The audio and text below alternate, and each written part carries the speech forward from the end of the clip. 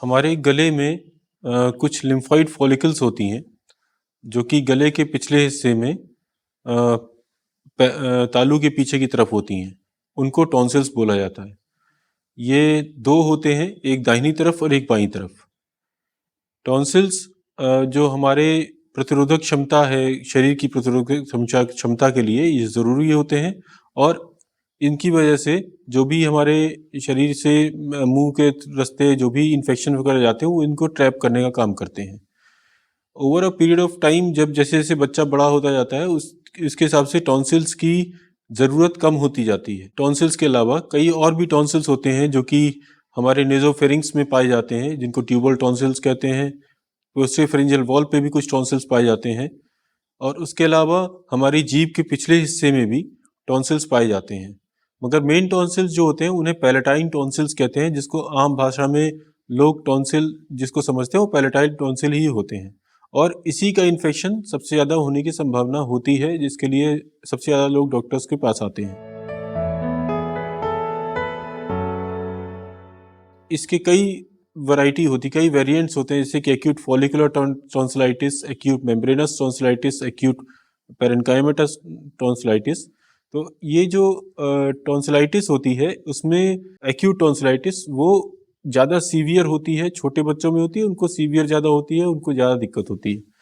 Chronic tonsillitis दूसरी तरफ थोड़े उसके सिम्टम्स थोड़े हल्के होते हैं, उतनी सीवियरिटी नहीं होती, मगर ये बच्चों बड़ों सब में इफ़ेक्ट करती है। और क्रॉनिक टॉन्सिलाइटिस को में चूँकि लक्षण कम होते हैं इसलिए लंबे समय तक चलती है। एक्यूट टॉन्सिलाइटिस को अगर हम देखें तो उसमें चूँकि एक्यूट इन्फेक्शन होता है तो उसमें ज़्यादातर जो पेशेंट जो होते हैं वो बच्चे होते हैं, वो प्रेजेंट करते हैं बहुत ज़्यादा गले में दर्द के साथ। उनके गले में दर्द होता है, साथ में फीवर होता है और खाना खाने में तकलीफ़ होती है, सांस लेने में भी कभी कभी तकलीफ़ हो जाती है। बच्चा या बहुत छोटा बच्चा होता है 2-3 साल का जो ज़्यादा बोल नहीं सकता, तो वो रिफ्यूज़ल टू फीड की तरह भी प्रेजेंट कर सकता है कि उसे खाना अच्छा नहीं लग रहा है या उल्टी कर देता है। कभी कभी बच्चे इसकी वजह से पेट दर्द की भी कंप्लेंट करते हैं, क्योंकि उसके जो पेट में जो आंतों में जो मेसेंट्रिक लिम्फ नोड्स होते हैं उनका इन्फ्लेमेशन हो जाता है। और इसके साथ साथ एक्सट्रीम थकान या मैलेज या थोड़ा सा भी खेलने के बाद थक जाना, ये लक्षण भी हो सकते हैं। मेन फीचर होता है बुखार और गले में दर्द।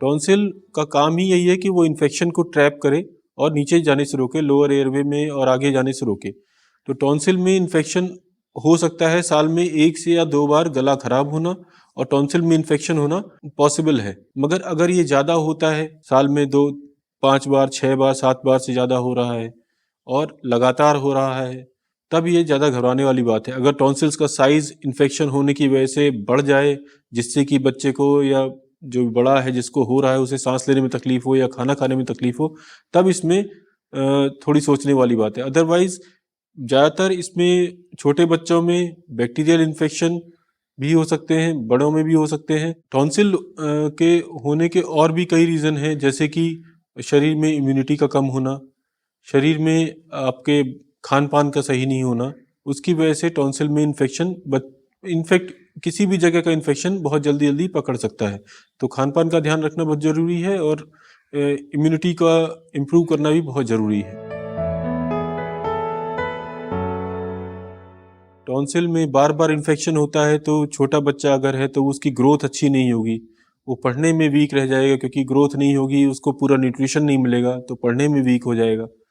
उसको बाकी लोगों से उसको छुट्टियाँ ज़्यादा लेनी पड़ जाएंगी अगर बीमार ज़्यादा पड़ेगा तो ये एक दिक्कत होती है। उसके अलावा टॉन्सिल में बार बार इन्फेक्शन होने की वजह से कभी कभी कई सारे कॉम्प्लिकेशन होने के चांसेस होते हैं।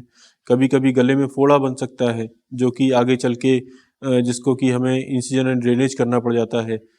कभी कभी टॉन्सिल के इन्फेक्शन की वजह से गले में गांठें बन जाती हैं और उस कभी कभी जो टॉन्सिलाइटिस होती है उसमें इस तरह की बैक्टीरिया होती हैं जो कि आगे चल के दिल की बीमारी का कारण बन सकते हैं।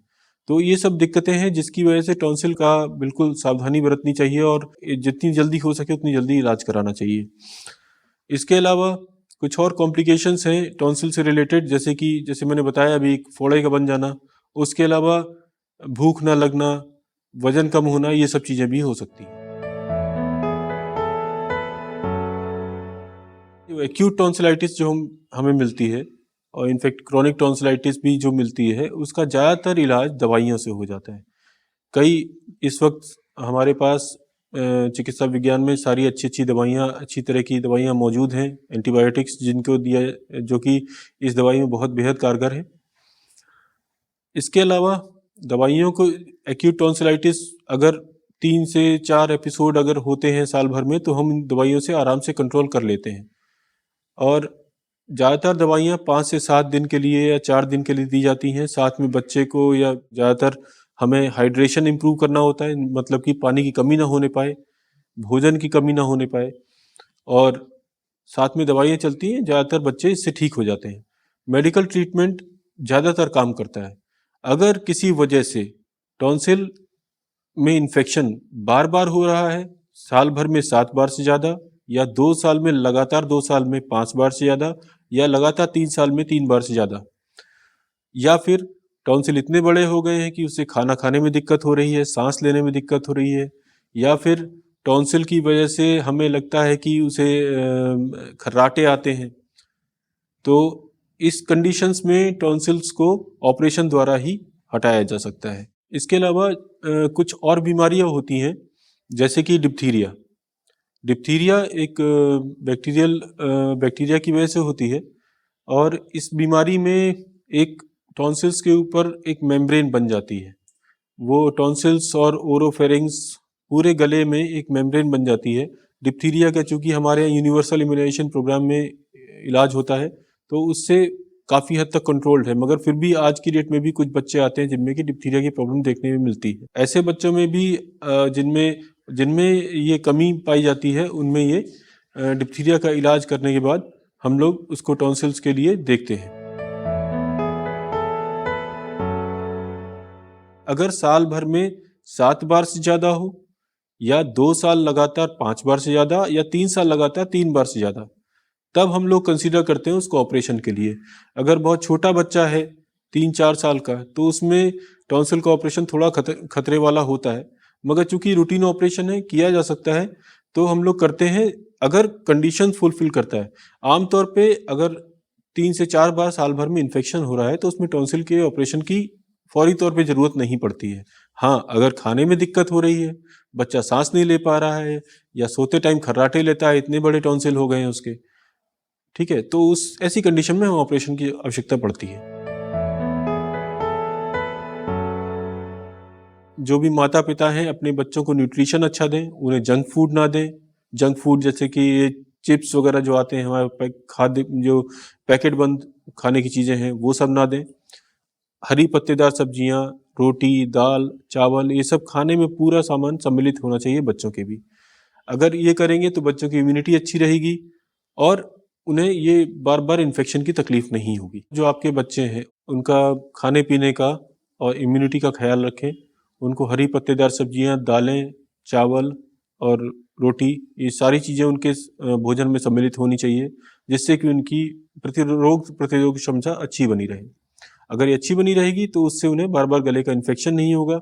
गले का इन्फेक्शन नहीं होगा तो टॉन्सिल्स में इन्फेक्शन नहीं होगा, और उन्हें हो सकता है कि सर्जरी की या किसी और ट्रीटमेंट की ज़रूरत ना पड़े।